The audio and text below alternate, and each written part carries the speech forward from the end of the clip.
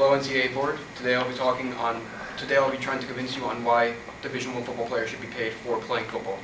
So, as you guys know, the NCAA stands for National Collegiate Athletic Association, and they're a nonprofit organization. So you guys are a nonprofit organization, even though you earn a bunch of revenue from advertising and TV rights, sponsorships, and etc.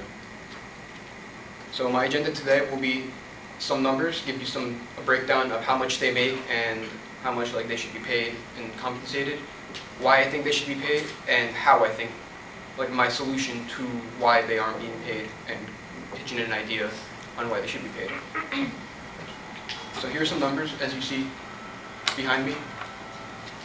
This is a map of the United States, and this is how much each state, the highest earning college type of person is. As you can see, majority of these states are either football coaches or basketball coaches, and in some rare instances, like Alaska, is the actual college president that earns the most, or I think it's Wyoming. No, Montana, the college president earns the most, and then others like pre-med, plastic surgeon earns the most, but you can still see a majority of them are actual football coaches, even though they only coach a specific amount of games or a certain amount. They only coach throughout the season and have little to do during the off season. And this was provided by USA Today. So in 2012, the NCAA earned almost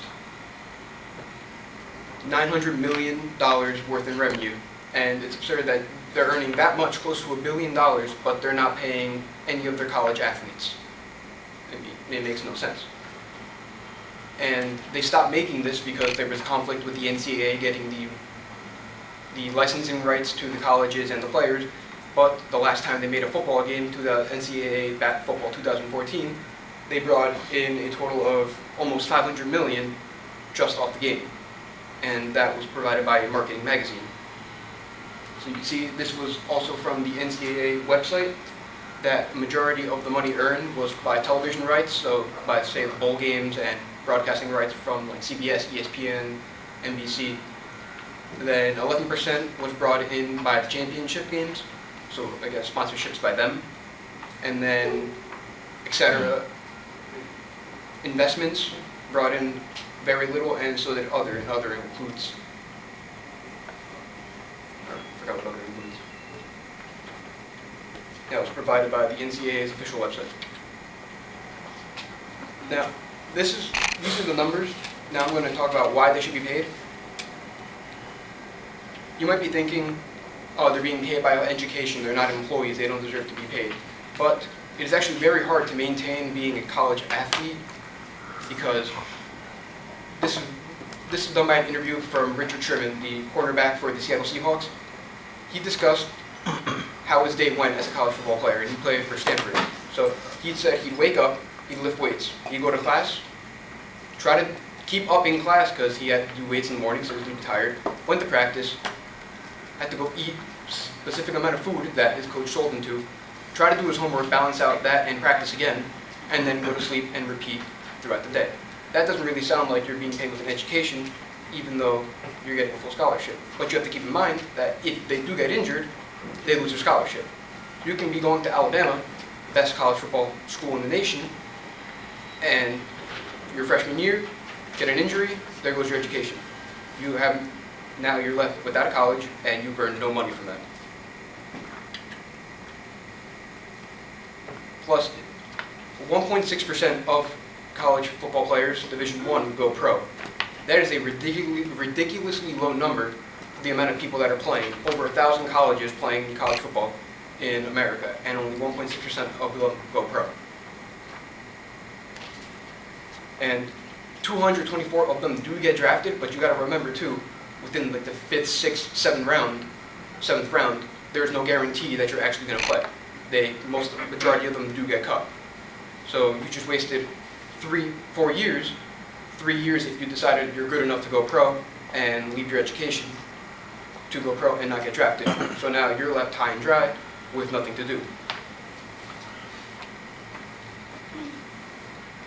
This is a graph provided by the NCAA. As you can see, over 1 million students play football during high school. And then that number goes down to 6.5% that play during college, and then the 1.6% going pro. And I was watching an interview with John Oliver, who was kind of a comedian, but he talked about serious topics, and he brought up a good point. This was funny, but it's accurate.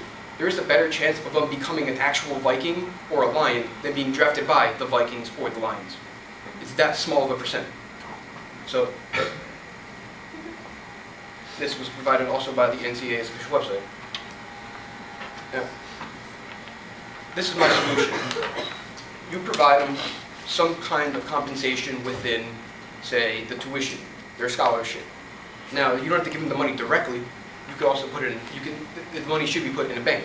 The money is put in the bank, which prevents them from, say, making impulse buys. So, now they're being compensated for their pay. But now you're probably thinking, how are you going to, say, give the same amount of money for a starting quarterback than for a kicker? Well, I know in soccer, they do their contracts are made by, say, the amount of goals they scored. So they earn, say, 0.2% of what they're actually being paid for their performance. So starting quarterback can earn, say, 0.5% of their tuition added on to the amount of money that they're being paid for actually performing. Now, this encourages most of them to complete their 4 years and get an education. So if they don't get drafted, they will at least be being paid, plus they will have an actual degree to go off of. And again, it encourages them to go pro. I mean, it makes sense why they should at least be being paid some kind of compensation, because a majority of them do come from poor neighborhoods. They excel, they go to a good high school, they get scouted. I remember watching an interview with Mike Evans, wide receiver for Texas A&M. He said he came from one of the poorest neighborhoods in Florida, and in fact that his brother was a Blood and tried getting him into the gang. So there has to be, you can at least give some money back to your parents who raised you and let them at least earn something. It makes no sense. I mean, you can't do anything. They can't even accept like free sandwiches from people, because that is not part of the NCAA rules. It's in a 400-page document that they have to sign. And do people really read 400-page documents? No. No. To conclude, the best way to actually stand up to them is write a letter. So write a letter to the NCAA board saying why they should be paid. I mean, there's very good information, and more people, economists, not just regular analysts, economists believe they should be paid. So, and this is my sources that I used.